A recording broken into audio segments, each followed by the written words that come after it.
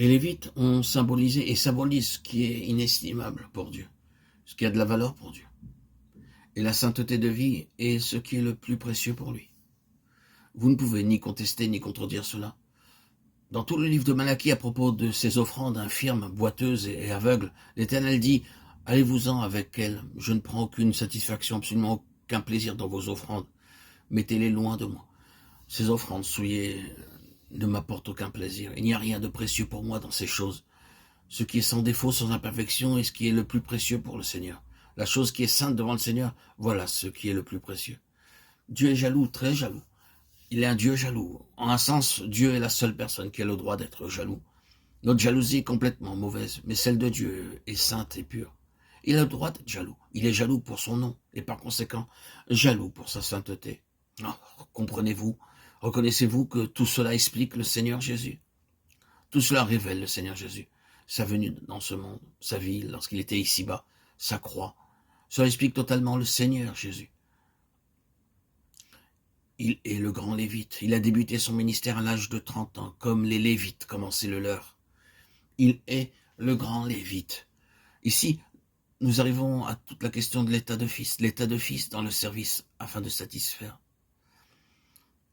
Ici, nous avons quelqu'un qui est dans la plus étroite collaboration avec Dieu. Si Christ est notre exemple, et si nous sommes prédestinés à être conformes à l'image du Fils de Dieu, et si Christ gouverne réellement dans la vie et l'œuvre, alors voilà, nous sommes en présence de quelqu'un dont le cœur n'est pas partagé, dont le cœur est entièrement et pleinement pour Dieu, dont la collaboration avec Dieu est complète et absolue. Et notez-le, de son propre choix. Nous ne faisons pas référence ici à son identification avec Dieu dans la divinité. Nous pensons à lui en tant que Lévite, l'homme représentatif au sein du peuple de Dieu. Quelqu'un qui est dans une véritable collaboration avec Dieu, quelqu'un qui accomplit le dessein de Dieu et qui fait l'œuvre de Dieu. Je dois faire les œuvres de celui qui m'a envoyé. Ou nous devons faire les œuvres de celui qui m'a envoyé tant qu'il fait jour. Jean 9, 4. Voilà le parfait Lévite. Or, dans quel but? Afin que nous puissions travailler aux œuvres de Dieu. Nous devons être rendus conformes à l'image du Fils de Dieu. Nous devons parvenir à la ressemblance de Christ. Maintenant, voyez-vous, cela ouvre de nouvelles perspectives.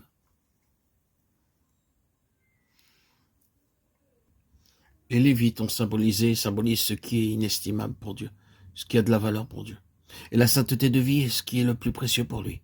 Vous ne pouvez ni contester ni contredire cela. Dans tout le livre de Malachie, à propos de ces offrandes infirmes, boiteuses et aveugles, l'Éternel dit « Allez-vous-en avec elles ».